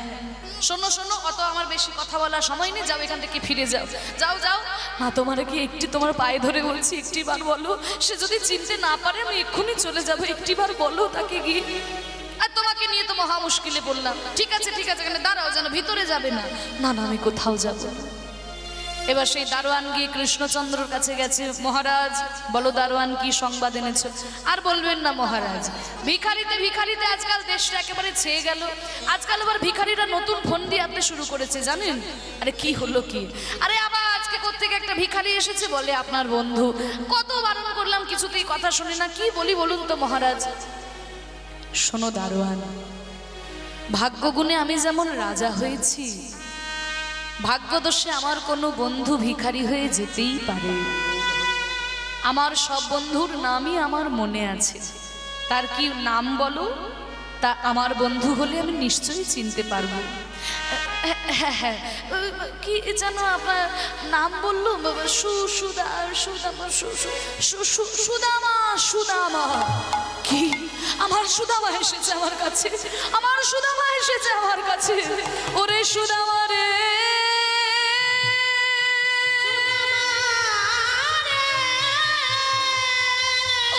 সুদামা রে, সুদামা রে, ওরে সুদামা রে। সিংহাসন থেকে নেমে ছুটতে ছুটতে যাচ্ছে, অঙ্গের বসন খুলে পড়ে যাচ্ছে কৃষ্ণের। ওরে সুদামা দরজার বাইরে এসে সুদামাকে বুকের মধ্যে জড়িয়ে ধরেছে। সুদামা, এতদিন পরে ভাই কানাইকে মনে পড়েছে। সুদামা, এতদিন পরে আমার কথা মনে পড়েছে। তুই এখানে বাইরে দাঁড়িয়ে আছিস কেন ভাই? আমার দারোয়ান তোকে ভেতরে যেতে দেয়নি, এদেরকে নিয়ে কি করি বলতো ভাই? চ, কিছু মনে করিস না ভাই, আয় আয় আমার সঙ্গে ভিতরে আয়। বুকের মধ্যে জড়িয়ে ধরে টানতে টানতে নিয়ে গেল সুদামাকে। আর এইটা দেখে তো একেবারে দারোয়ানের মাথায় হাত, সর্বনাশ। হ্যাঁ, এই ভিখিরিটা রাজার বন্ধু, ভাগ্যিস দু একটা চর থাপ্পড় বসিয়ে দিই নাই, আমার চাকরিটাই চলে যেত। হরি হরি। আজকে সুদামাকে নিয়ে কৃষ্ণচন্দ্র রাজপ্রাসাদের ভিতরে গেছে। তোকে কতদিন পরে দেখলাম ভাই, এতদিন পরে মনে পড়েছে। আর এতদিন তোর মনে পড়েনি? ওগো তোমরা কে কোথায় আছো গো? বৃন্দাবন থেকে আমার সখা এসেছে সুদামা, তাকে বসার ব্যবস্থা করো, একটু জল টল নিয়ে এসো। এই সুদামা, তোকে কোথায় বসতে দেবো বলতো ভাই? তোকে কোথায় বসতে দি? এত বড় রাজপ্রাসাদে সুদামাকে বসতে দেওয়ার জায়গা পাচ্ছে না কৃষ্ণ। এক কাজ কর ভাই, তুই আমার এই সোনার সিংহাসনের উপর বস। সোনার সিংহাসনে সুদামাকে বসিয়েছে। কই তোমরা জল এনেছো? হ্যাঁ স্বামী, জল এনেছি। এবার দেখুন ভগবান শ্রীকৃষ্ণের 16,108টা স্ত্রী, 16,108টা স্ত্রী সবাই এক ঘড়া করে জল এনেছে সুদামার পায়ে ঢালবে বলে। এবারে 16,000 ঘড়া জল যদি সুদামার পায়ে ঢালে, তা গোটা রাজপ্রাসাদটা ভেসে যাবে না? এবার সবাই তো জল এনেছে, কৃষ্ণ বিধান দিলেন, ঠিক আছে সবাই যখন জল তোমরা এনেছো, 1 চামচ করে সবাই জল এই বড় গামলাটার মধ্যে দাও। তাহলে এই গামলাটা ভর্তি হয়ে যাবে, কারোর আর দুঃখ হবে না। এবার যদি কারোর একজনের কাছে জল নিয়ে দেয়, বাকিদের দুঃখ হবে না যে দেখো আমরাও তো কষ্ট করে জল আনলাম। তা ঠিক আছে, সবাই যখন জল এনেছো 1 চামচ করে জল বড় গামলাটাই দিল, আর গামলাটা ভর্তি হয়ে গেল। আর সেই জল নিয়ে কৃষ্ণচন্দ্র সুদামার পা দুটিকে ভালো করে ধুইয়ে দিয়েছে। কোথাও কাঁটা বেঁধেছিল বের করে দিয়েছে, কোথাও রক্ত বেরিয়েছিল নিজের বসন দিয়ে পরিষ্কার করে দিয়েছে। আমার কাছে আসতে তোর খুব কষ্ট হয়েছে না রে সুদামা? না রে কৃষ্ণ, ঠিক আছে ঠিক আছে। আপনি সহস্তে সুদামা চরণ ধুয়াইল, ওই আপনি সহস্তে সুদামা চরণ ধুয়াইল।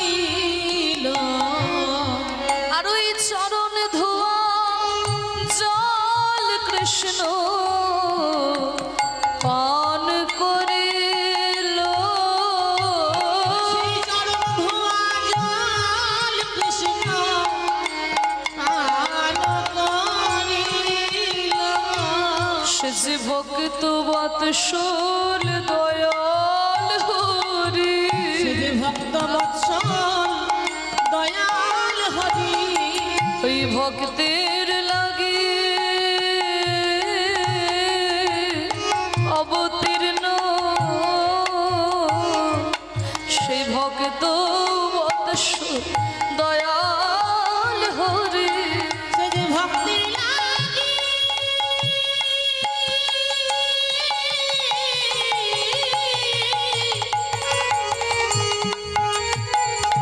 সে যে ভক্তির লাগি অবতীর্ণ,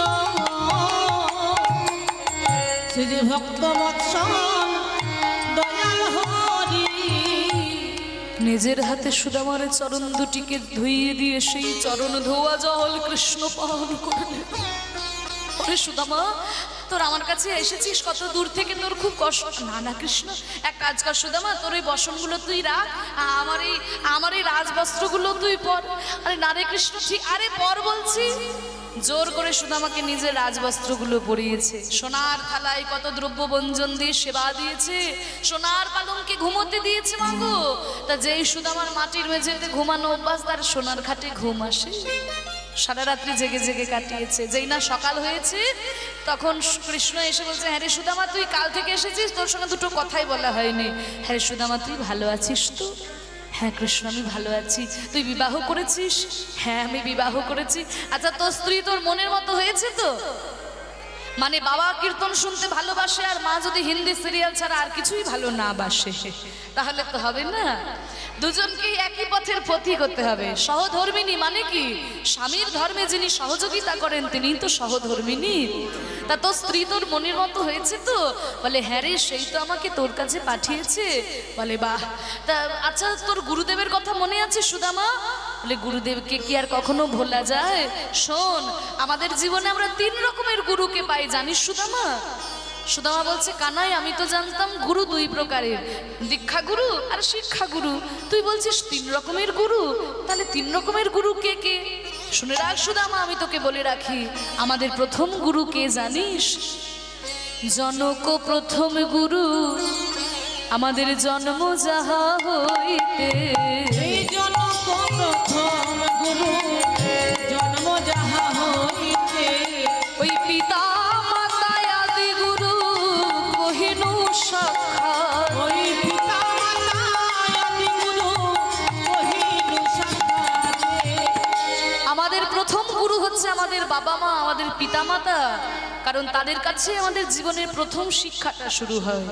তাই গুরুদেবকে যেমন কোনোদিন অসম্মান করতে নাই, গুরুদেবকে কখনো কটু কথা বলা উচিত নয়, ঠিক তেমনি আমাদের পিতামাতা যেহেতু প্রথম গুরু, তাই পিতামাতাকে কোনোদিন দুঃখ দিতে নাই, পিতামাতাকে কোনোদিন অসম্মান করতে নাই। তিনি হচ্ছেন আমাদের প্রথম গুরু। তারা দ্বিতীয় গুরুকে, দ্বিতীয়তে গুরু রূপে বৈষ্ণব ব্রাহ্মণ। দ্বিতীয়তে গুরু রূপে বৈষ্ণব ব্রাহ্মণ। ওই শিক্ষাদাতা দীক্ষাদাতা কহিলাম এখন। এই শিক্ষাদাতা দীক্ষাদাতা কহিলাম এখন। শিক্ষাদাতা আর দীক্ষাদাতা গুরু, এনারা হচ্ছেন দ্বিতীয় প্রকার গুরু, যিনি আমাদের শিক্ষা দান করেন যারা, আর যিনি আমাদের কর্মে দীক্ষা দান করেছেন, এনারা হচ্ছেন দ্বিতীয় প্রকার গুরু। তাহলে তো সবাই হয়ে গেল, আর কে বাকি রইল? আর কেউ বাকি রইল? শিক্ষাগুরু দীক্ষাগুরু হয়ে গেল, বাবা মা হয়ে গেল প্রথমে, তাহলে আর কে গুরু বাকি আছে? বলে শোন সুদামা, তৃতীয়তে গুরু কে জানিস? তৃতীয়তে অন্তর্যামী রূপে আমি ভগবান। তৃতীয়তে অন্তর্যামী রূপে আমি ভগবান। ওই আপদে বিপদে ভক্তের করি সমাধান। ওই আপদে বিপদে করি সমাধান। আমি অন্তর্যামী ভগবান হলাম তৃতীয় প্রকার গুরু। আমরা অনেক সময় বুঝতে পারি না কোন পথে যাব, কোন পথে যাব না, কোনটা করব, কোনটা করব না। চোখ বন্ধ করবেন, দেখবেন হৃদয় থেকে কেউ একজন বলে দিচ্ছে ওই পথে যা, ওটা সঠিক পথ, ওই পথে যাস না, ওটা ভুল পথ। অন্তর্যামী ভগবান গুরুরূপে কিন্তু সদা সর্বদা আমাদের দীক্ষা, আমাদের শিক্ষা দান করেন। তাই অন্তর্যামী ভগবান হলেন তৃতীয় প্রকার গুরু। বাহ, তোর কাছে এলে অনেক তত্ত্ব কথা জানা যায় রে কৃষ্ণ। শোন, বন্ধুর সঙ্গে বেশি তত্ত্ব আলোচনা ভালো লাগে না। কই দে দে, সুদামা কি এনেছিস দে। হ্যাঁ, আরে কাল থেকে এসেছিস তুই, কোনো আমার উপহার আনিস নি, এতদিন পরে এসেছিস, কি উপহার এনেছিস দে। সুদামা মনে মনে চিন্তা করে, আমার বন্ধু কৃষ্ণ সে যে এখন দ্বারকার রাজা হয়েছে, সবাই নিমন্ত্রণ করে আমার ভাই কানাইকে কত দামি দামি মিষ্টি খাওয়ায়, আর সেই কানাইকে দেওয়ার জন্য আমি এনেছি শুকনো চিড়ে। এই শুকনো চিড়ে আমার কানাইকে আমি কেমন করে দেব, কেমন করে না জানি এই শুকনো চিড়ে খেতে আমার কানাইয়ের বদনে কত ব্যথা লাগবে, কত ব্যথা লাগবে। এই চিড়ে আমি দিতে পারবো না, চিড়ে আমি দিতে পারবো না। তাড়াতাড়ি করে চিড়েগুলো বগল দাবার মধ্যে ভরে নিয়েছি। নারী ওই কানাই ওই তাড়াহুড়ো করে চলে এলাম তো, আমি কিছু আনতে ভুলে আরে ভুলে গেছিস বললেই মেনে নেবো নাকি? হ্যাঁ, ছোটবেলায় যখন গোচারণে যেতাম তুই নিজে না খাইয়ে আমাকে খাওয়াতিস, তোর মা যে গয়নাগুলো পরিয়ে পাঠাতো তুই খুলে খুলে সব আমার গায়ে পরিয়ে দিতিস, আর এখন এসে বলছিস কিছু আনিসনি। ওই তো তোর হাতের মধ্যে কি একটা রয়েছে মনে হচ্ছে, দে বলছি দে। না কৃষ্ণ কিছু আনিনি। আরে ওই তো রয়েছে হাতের মধ্যে, আরে দে না।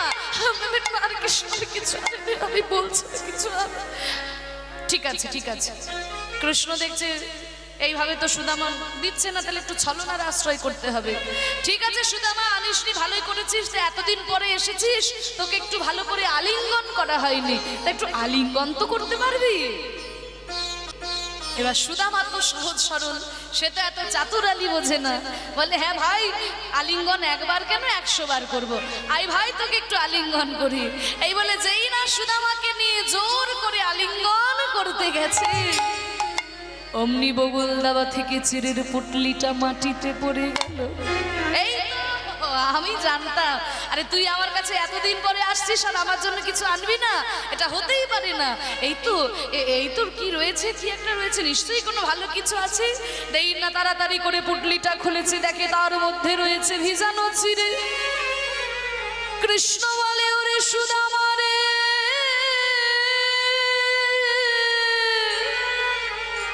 তুই আমায় কত ভালোবাসিস রে সুদামা, যেদিন থেকে রাজা হয়েছি সবাই নিমন্ত্রণ করে শুধু মিষ্টি খাওয়ায়, আরে দিনে রাত মিষ্টি খেতে খেতে আমার মুখে যেন আর কোনো স্বাদ নাই। আমার মুখের স্বাদ বদলাবার জন্য কত কষ্ট করে তুই এই চিড়ে এনেছিস, আবার শুকনো চিড়ে খেতে আমার বদনে ব্যথা লাগবে বলে তুই আবার এই চিড়েগুলোকে ভিজিয়ে এনেছিস। সুদামা বলে, ওরে কৃষ্ণ রে, ওরে কৃষ্ণ রে, আমি তো চিড়ে ভিজিয়ে আনি নয়, আমার নয়ন জলে চিড়ে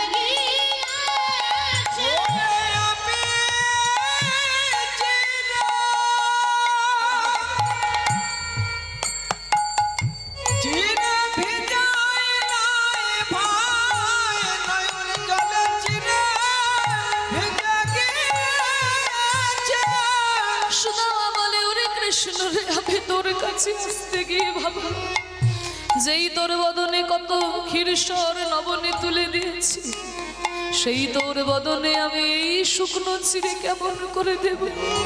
তাই আমার নয়নের জলে চিড়েগুলো ভিজে গেল।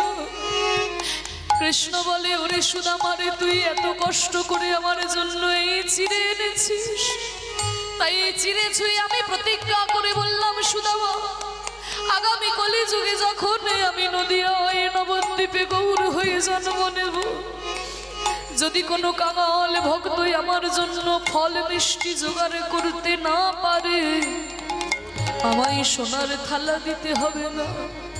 ওই মাটির মাল সাথে করে যদি কেউ দুমুঠো চিড়ে আমাকে দেয় রে সুদামা, আমি তার দ্বারে গিয়ে প্রসাদ গ্রহণ করি।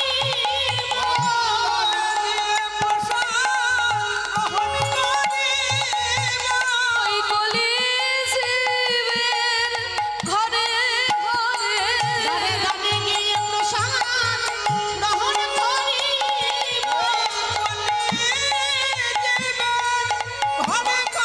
মুখে হরি হরি হরি বলে ঘরে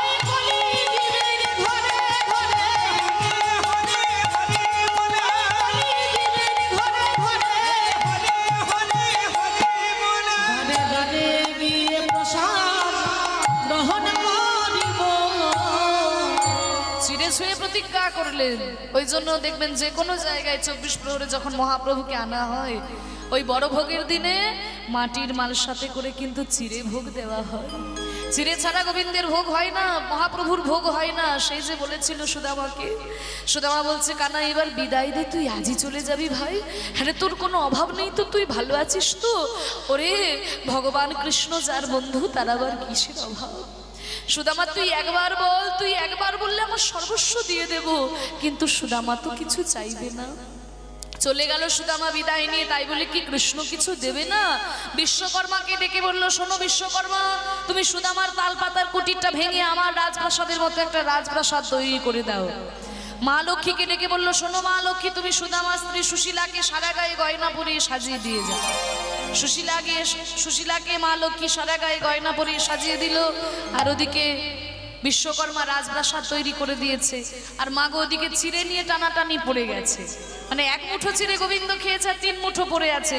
এবার ওই 3 মুঠো যখন খেতে গেছে, রুক্মিণী এসে বলছে, স্বামী আর আপনি চিড়ে খাবেন না কেন? এই যে আপনি চিড়ে খেয়েছেন, চিড়ে তো লক্ষ্মী, লক্ষ্মী সব সুদামার ঘরে চলে গেছে। এবার যদি আপনি আরো চিড়ে খেয়ে নেন, আমরাও তো লক্ষ্মীর রূপ, একে একে আমাদেরও সুদামার ঘরে গিয়ে পড়ে থাকতে হবে। আর আপনি চিড়ে খাবেন না, আপনার অনেক বড় সংসার, আমায় দিন, আমি প্রসাদ করে সবাই দিই। এবার মা রুক্মিণী একটু একটু করে যখন প্রসাদ করে সবাইকে দিচ্ছে, কোথায় ছিল নারদ মুনি এসে বলছে, ও মা রুক্মিণী, এখানে কি দেওয়া হচ্ছে গো? আর ওই সুদামার চোখের জলে ভিজানো চিড়ে কৃষ্ণ প্রসাদ করেছে না, সেই প্রসাদ। আরে আমি তো তোমাদের বিয়েতে কত সাহায্য করেছিলাম, মনে আছে? আমি দাঁড়িয়ে থেকে তোমাদের বিয়ে দিয়েছিলাম, আমি নারদ মুনি। বলে, আপনাকে কি ভোলা যায়? তাহলে আমাকে একটু প্রসাদ দেবেন না? আমি তো মুনি ঋষি মানুষ, আমি কি আর নিজের হাতে দিতে পারি? তবে চিড়ে তো খুব অল্প, আপনি বরং একটা চিড়ে একটুখানি ভেঙে নিন। এবার একটা চিড়ে একটুখানি যখন ভেঙে নিয়েছে নারদ, এক কণা প্রসাদ যখন নারদ পাইল,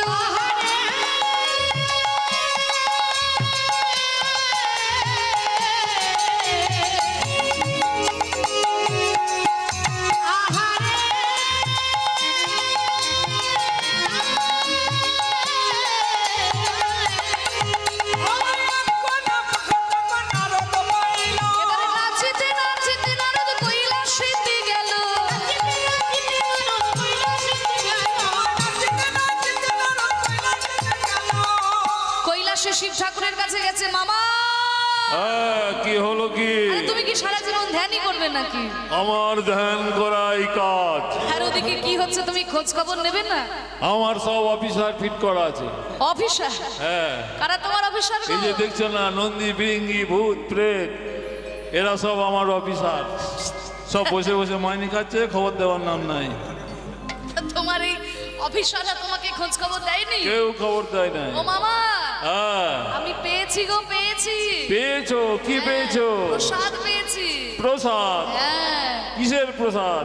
যেমন তেমন প্রসাদ নয়, সুদামার চোখের জলে ভিজানো চিড়ে কৃষ্ণ প্রসাদ করেছে। সেই প্রসাদ আমি পেয়েছি, তাই তোমার এত আনন্দ। ওই জন্য আমি আনন্দ করে তোমার কাছে চলে এলাম। কই আমাকে প্রসাদ দাও। তুমি প্রসাদ নেবে? হ্যাঁ। মামা, মা রক্ষিণী আমাকে বললো একটা চিড়ে একটুখানি ভেঙে নিতে, তা ভেঙে নিয়ে আমি তো চিড়ে খেয়ে নিয়েছি মামা। ওই তো তুমি নিজে হাতে ভেঙেছো। আমি নখে করে ভেঙেছি। দেখো ওই নখের কোণে যদি একটু লেগে থাকে। তুই তো নখে করে ভেঙেছিস, দেখ না নখের কোণা একটুখানি যদি থাকে। তা মামা, এই নখের ডগা একটুখানি রয়েছে মনে হয়। হ্যাঁ হ্যাঁ, ওটাই হবে, ওটাই দে। এটাই তোমাকে দেব। হ্যাঁ হ্যাঁ। এবারে নখাগ্রের প্রসাদ যখন ভোলানাথ পেল, প্রসাদ যখন ভোলানাথ পেল, আর বম বম বলে ভোলা নাচিতে লাগিল উলুধ্বনি। ভোলা নাচিতে লাগিল,